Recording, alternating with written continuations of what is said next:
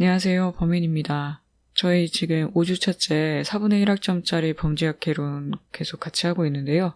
저희 지난 시간에 교제하는 주변 사람들이 누구냐, 그리고 주변 환경에서 무엇을 습득하느냐가 범죄의 주요 원인이 될 수 있다라는 이론이었던 사회학습 이론에 대해서 알아봤었어요. 그래서 이번 시간에는 사회 속의 개인의 어떠한 유대관계가 있는지, 그리고 통제 변수들이 있는지에 따라서 범죄의 동기로 이것이 발현이 되느냐 마느냐를 결정을 하는 것에 대해 이야기를 한 통제이론에 대해서 알아보려고 합니다.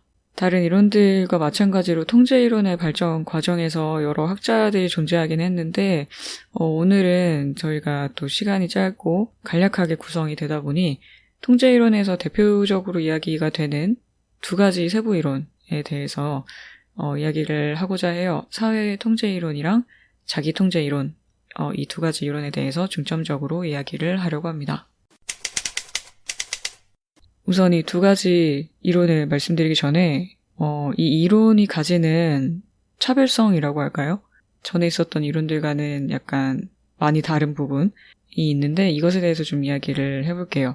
저희가 지금 계속 이야기를 해오는 범죄학 이론이 던지는 질문이 거의 같아요. 왜 사람은 범죄를 행하는가? 근데 통제이론에서는 이것에 대한 질문을 약간 다른 방식으로 제기를 합니다. 말하고자 하는 근거는 뭐냐면 대부분의 사람들이 사실 범죄를 행하지 않고 살고 있고 실질적으로 범죄를 하는 사람들이 굉장히 우리 사회에서 극소수라는 말이죠.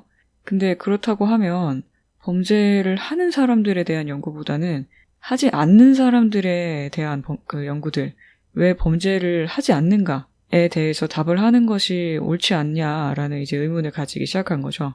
그래서 이제 그런 이유로 통제이론은 오히려 일탈과 범죄라는 것이 특이한 현상이 아니고 일탈과 범죄라는 것이 당연한 거고 우리가 오히려 준법을 하는, 사회에 순응하는 사람들이 더 많다. 이 현상에 대해서 설명해야 한다. 우리는 이것을 강조하고 있는 것이죠. 그래서 사회에 순응하는 것, 그리고 범죄를 행하지 않는 것은 통제라는 것을 통해서 이루어진다라는 것이 이 이론이 가지는 큰 골자예요. 법의 위반이라는 것은 통제가 없으면 자연스럽게 일어나는 것이다 라는 입장이죠. 그래서 실제로 이 이론이 많은 학자들이 보기에 완전히 기존 이론들과는 다르다라고 주장하는 학자들도 있고 이게 사실은 궁극적으로 범죄의 원인에 대해서 설명하고 있는 거니까 사실 우리는 같은 것을 이야기하고 있는 것이다 라고 주장하는 학자들로 약간 나뉘어지는 편이에요. 이것에 대해서는 사실 지속적으로 논의는 되고 있지만 근원적으로 이것에 대해서 논쟁이 이루어지고 이런 부분은 현재로서는 아닌 것으로 알고 계시면 되고 우선은 이론을 배우는 입장에서는 이런 기존에 있었던 시각들 왜 범죄를 하는가에서 왜 범죄를 하지 않는가라는 이 다른 시각과 접근으로 범죄 현상을 바라보고 설명하려 했다는 점에서 굉장히 높은 가치가 있는 것으로 생각이 되고 여러분들도 그것에 대해서 조금 인지를 하고 계시면서 이제 다른 것을 바라봤을 때 다른 각도로도 설명할 수 있구나 이런 것들을 좀 생각을 해주셨으면 좋겠어요. 그래서 우선 첫 번째 이론인 사회통제 이론에 대해서 이야기를 해볼게요. 사회통제 이론의 대표 학자는 허쉬라는 분이에요. 이 허쉬라는 분은 1969년에 책을 출간합니다. 비행의 원인이라는 책을 출간하는데 여기에서 사회통제 이론을 제안하고 검증까지 다 마친 어찌 보면은 한 번에 올인원 다 해결을 한 그런 연구였는데 허쉬 이전에도 사실은 이 통제 이론을 발전시켜온 학자들이 있었어요. 근데 이제 이런 학자들 같은 경우에는 굉장히 요소들을 산발적으로 이야기를 했고 좀 종합적으로 이야기를 하지 못했던 그런 경향성이 있었는데 아무래도 발전하는 과정이 있었으니까요. 근데 이제 허쉬가 각각의 요소들을 이제 종합을 해서 본인의 통제 이론으로 만든 사례인 거죠. 그래서 이 연구는 가정부터 시작해서 각각의 개념, 명제까지 굉장히 명료하게 제시를 한 편이고 경험적인 측정까지도 정확하게 수행을 했던 또 여기서 마치는 게 아니라 실제 자료, 캘리포니아 주의 청소년 자료를 활용을 해서 이론을 이제 검증하기까지 한 그러니까 하나의 패키지였던 거죠, 정말. 그래서 이전까지는 사실 범죄학 분야에 이렇게까지 종합적인 연구들이 없었어요. 근데 이 허쉬의 그 사회통제 이론 이후부터는 이게 하나의 이론 형성의 전형으로서 이제 여겨지기 시작한 거죠. 그래서 그렇게 훌륭하게 이제 사회 통제 이론을 구성을 했는데 이 개념과 명제들은 대체 무엇이냐, 무엇으로 설명을 하고 있느냐를 좀 알아보도록 할게요. 우선 전제는 비행이라는 것은 사회에 대한 개인의 유대가 약하거나 깨졌을 때 일어난다라는 것이에요.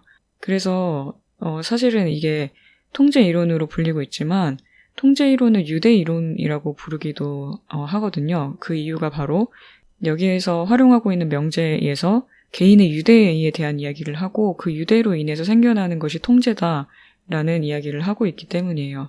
그래서 이 유대를 구성하는 4가지 주요 요인들이 있어요. 그래서 이 4가지 주요 요인들에 대해서 하나씩 한번 짚어보도록 합시다. 유대를 구성하는 4가지 주요 원인의 첫 번째는 애착입니다. 타인에 대한 애착인데요. 우리가 이제 다른 사람들한테 갖는 그런 긴밀한 애정의 관계들을 나타내는 것이에요. 그리고 이 관계의 정도는 사랑이나 존경이나 동일시한다거나 하는 식으로 그 애착의 형태가 달라질 수는 있죠. 근데 이 애착이 강하면 강할수록 타인의 기대에 어긋나는 일을 하지 않으려고 한다는 그런 사람의 기본적인 본성을 이야기를 하고 있어요. 근데 반대로 애착 수준이 낮으면 타인의 의견들에 좀 둔감해지고 그 다른 사람들이랑 공유하는 규범에 대해서 규제를 덜 받게 되는 거죠. 그러니까 통제를 덜 받게 되는 거죠. 그래서 법을 위반하게 된다라는 개념이에요. 근데 여기서 특이한 점은 그러면은 나쁜 사람들이랑 애착을 가지면 이것은 오히려 나쁘게 되는 거 아닌가요? 라고 생각할 수 있죠. 전에 저희가 학습이론에서 배웠잖아요. 그죠? 근데 여기에서는 또 검증을 해봤더니 애착의 상대가 나쁜 사람, 그 일탈을 하는 사람, 범죄자라고 할지라도 애착의 수준이 높으면 그 애착 자체가 굉장히 궁극적으로 바람직한 것을 하게 하는 요소가 된다라는 거예요. 그래서 이 애착의 종류에는 크게 관련이 없고 애착의 정도가 좀 관련이 좀 높은 편이다라는 결과가 도출이 됐어요. 그리고 두 번째 요소는 관여인데요. 이것은 내가 법을 어김으로써 잃을 수 있는 것에 대한 거예요. 그래서 그 전까지 제가 어떤 직업을 갖기 위해서 노력을 했고, 그것을 위해서 학위도 땄고, 내 지금 현재 지위가 어떻고, 사람들이 나를 이 정도로 인정하고 있고, 이런 것들 있잖아요. 다 제가 노력을 해서 얻은 것들, 이 사회에서. 그런 것들을 잃을 게 많으면 제가 범죄를 하지 않는다는 거죠. 이런 것들을 통상적인 목표라고 하거든요. 그래서 이러한 통상적인 목표를 성취하기 위해서 내가 노력하고 투자한 것들이 많으면 범죄 행위를 선택하지 않는다. 왜냐하면 범죄 행위를 했을 때 이것들을 잃을 수 있기 때문에 그런 위험을 감수하지 않는다는 거죠. 그리고 세 번째 요소는 참여입니다. 참여라는 것은 그 물리적인 시간을 어떻게 보내느냐와 굉장히 연관성이 있는데 예를 들면은 학생의 경우에는 공부를 한다거나 가족과의 시간을 보낸다거나 아니면 그런 스포츠 활동을 한다거나 하는 식으로 어떤 특정한 활동에 열중하는 그 참여도를 이야기를 해요. 그래서 이런 활동들, 이것도 통상적인 활동이라고 해요. 그래서 통상적인 활동에 열중하느라고 이제 범죄 활동을 할 시간이 없는 거죠. 물리적으로. 이것은 약간 우리나라 청소년들의 비유를 하자면 사실 우리나라 청소년들은 거의 반강제적으로 지금 참여 활동을 굉장히 꾸준히 하고 있는 거잖아요. 그죠? 학교에 가 있고 학교가 끝나면 학원에 가고 학원에 가지 않은 과외를 하고 이런 식으로 되고 있어서 사실 우리나라 청소년 범죄율이 그렇게 높지 않은 거, 일탈률이 높지 않은 이유 중에 하나가 사실 물리적인 시간이 없어서거든요. 근데 이게 가끔씩 청소년 말고도 그 성인이 돼서도 약간 중요한 요소로 작용하고 있는 것 같아요.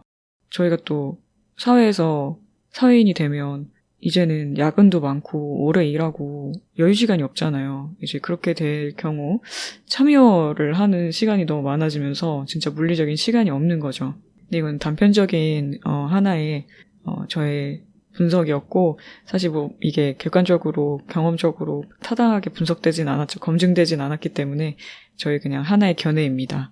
그리고 마지막 유대를 구성하는 4가지 주요 요인 중에 마지막 요소는 신념이에요. 믿음인데요. 이게 일반적이고 전통적인 가치, 그러니까 규칙을 지켜야 하고 윤리나 도덕 같은 것들 있죠. 종교적인 것도 포함이고요. 이런 규범에 대해서 인정을 하고 내가 이것을 지켜야 한다라고 믿는 그런 신념이에요. 그래서 그런 수준이 높을수록 범법을 하지 않는 것이고 그런 수준이 낮을수록 법을 위반하기가 쉬워지는 거죠. 그래서 이 총 4가지의 개념으로 유대라는 것을 설명을 했어요. 그래서 이 유대의 수준이 낮으면 통제가 없어지는 거예요. 그래서 이 통제가 없어지면 그 사회적 통제죠. 사회적 통제가 없어지면 범죄를 더 저지를 확률이 높아진다. 라는 것이 이 허쉬의 주장이었고 여기서 얘기하는 사회 해체 이론이 검증하고자 했던 요인들이라고 보시면 될 것 같습니다. 그래서 허쉬가 이런 개념들을 각각 측정할 수 있도록 지표화를 해서 이론을 검증을 함으로써 이 이론이 갑자기 이 범죄학이라는 분야에 굉장히 큰 하나의 이론으로서 자리를 잡게 돼요. 네, 제가 아까 2가지 이론에 대해서 설명을 하겠다라고 했잖아요. 2번째 이론은 자기통제 이론이에요.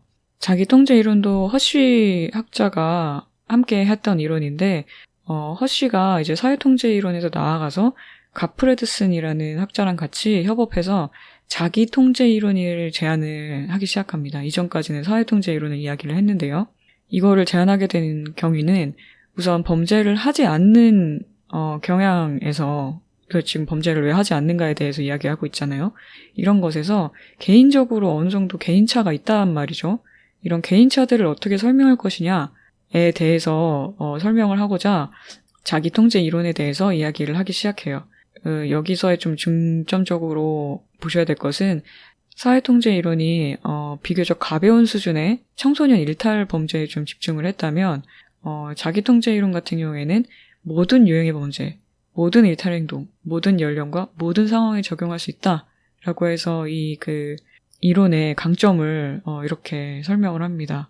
그래서 이 이론이 주장하는 바는 무엇이냐면 자기 통제력이 높은 사람은 평생 범죄를 저지를 가능성이 낮고 자기 통제력이 낮은 사람은 범죄를 저지를 가능성이 높다라는 것이에요. 그래서 그냥 낮은 통제력만 가진다고 범죄가 일어나는 것은 아니고 범죄의 기회가 있을 때, 적절한 환경이 조성이 됐을 때 낮은 통제력을 가진 사람이라고 하면 범죄로 쉽게 이어진다라는 것이죠. 그럼 이 낮은 통제력은 어디서 오는가에 대한 것을 이제 검증을 해야 되잖아요. 그 낮은 통제력의 근원을 어디서 찾았냐면 효과적이지 못한 그리고 안전하지 못한 사회화에서 찾았어요. 사회화가 덜 됐다라는 거죠. 개인이. 근데 이 사회화가 덜 되는데 가장 중요한 역할을 하는 것은 잘못된 자녀의 양육이다. 라고 이야기를 합니다. 부모 입장에서 자녀가 통제력이 높은지 낮은지를 잘 관찰을 해가지고 자녀가 일탈적 행위를 했을 때 어린 시절부터 좀 처벌을 적절하게 해서 사회화를 확실하게 하는 것이 중요한데 이런 것들이 실패했을 경우에 이제 낮은 통제력을 가진 개인이 되면서 그것이 범죄적인 기회와 맞물리면 범죄자가 되는 그런 결과를 낳는 것이죠.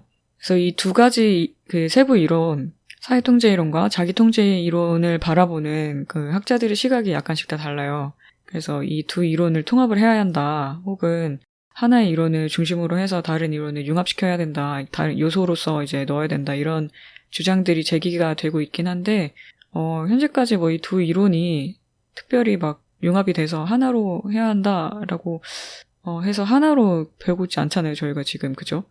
물론 통제 이론이라는 큰 틀 안에서 2가지 세부 이론으로 나눠져 있지만 이제 각자의 이론으로 아직까지 다뤄지고 있다라는 점을 알아두시면 좋을 것 같아요. 그래서 오늘은 통제 이론에 대해서 좀 알아봤는데요. 사회통제 이론의 경우에는 국내에 좀 적용했을 때 어느 정도 설명력을 좀 가질 수 있다고 봐요. 아무래도 우리나라가 물론 옛날과는 좀 많이 달라졌지만 서로의 유대관계를 굉장히 중시해왔고 그리고 그만큼 서로에 대한 애착이나 사회적으로 인정받기 위해서 다양한 투자를 하는 관여의 수준 그리고 생활 패턴에 따른 그런 참여도 수준도 굉장히 높은 편이라고 생각이 되거든요. 신념에 대한 것은 또 이제 별개의 문제지만 이러한 시각에서 봤을 때 우리나라의 범죄를 설명할 수 있는 하나의 시각이 될 수 있지 않을까라는 생각이 들고요. 그래서 저희 다음 시간에는 이 이론을 많은 분들이 좀 들어보셨을 거예요. 낙인 이론이라는 이론인데요. 이 낙인 이론에 대해서 이야기를 해보려고 합니다. 오늘도 들어주셔서 감사합니다.